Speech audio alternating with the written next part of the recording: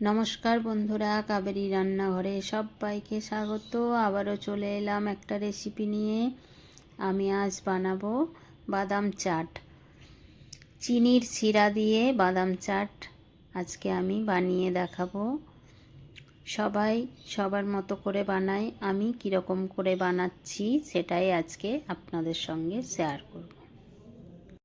সবার প্রথমে আমি বাদামগুলোকে শুকনো কড়াইয়ের মধ্যে ভেজে নিলাম। ভেজে নিয়ে ঠান্ডা করে নিয়েছি। এরপর হাতের সাহায্যে এরকম চটকে চটকে খোসাটা ছাড়িয়ে নেব। হাতের সাহায্যে এরকম একটু চটকে দিলেই খোসাটা ছেড়ে আসবে। এরপর আমি খোসাটাকে বের করে নেব এরকম করে। বাদামগুলোর সব খোসাগুলো আমার ছাড়ানো হয়ে গেছে, পুরো পরিষ্কারভাবে ছেড়ে গেছে, দেখলেই বুঝতে পারছেন বন্ধুরা। এবার গ্যাসে একটা কড়াই বসিয়ে দিয়েছি। এবার আগের থেকে তৈরি করে রেখেছিলাম চিনির শিরা, সেইটা আমি কড়াইয়ের মধ্যে দিয়ে দেব।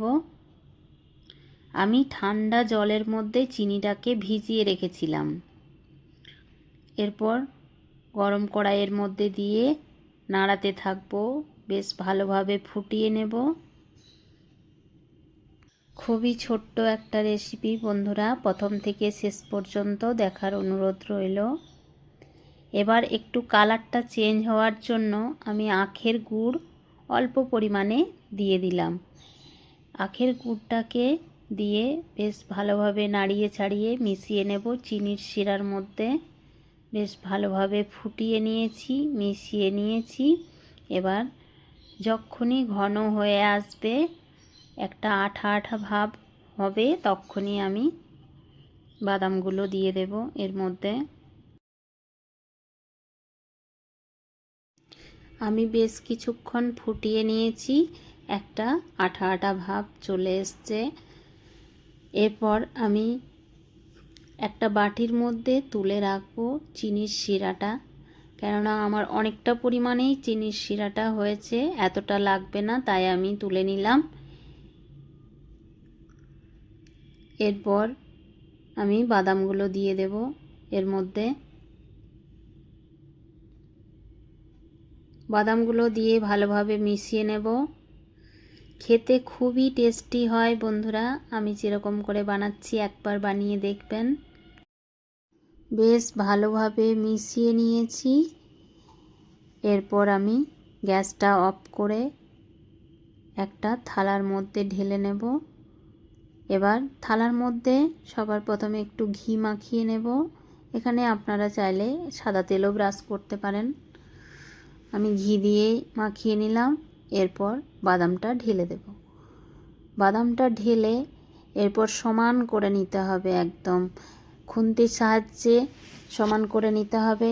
যেহেতু এখন গরম আছে, হাত দেওয়া যাবে না, আস্তে আস্তে চেপে চেপে সমান করে নিতে হবে।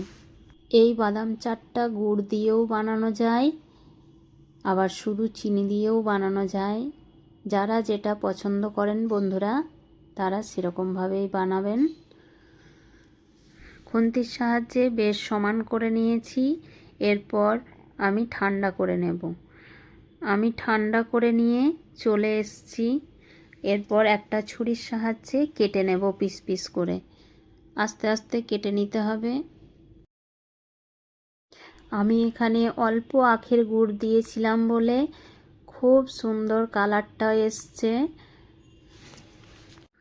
আমার রেডি হয়ে গেছে বাদাম চাট। প্লিজ আমার ভিডিওগুলো যদি আপনাদের ভালো লেগে থাকে তাহলে লাইক, শেয়ার, সাবস্ক্রাইব, কমেন্ট করবেন। এতক্ষণ ধরে ধৈর্য ধরে আমার ভিডিওটি দেখার জন্য অসংখ্য অসংখ্য ধন্যবাদ সকল বন্ধুদের।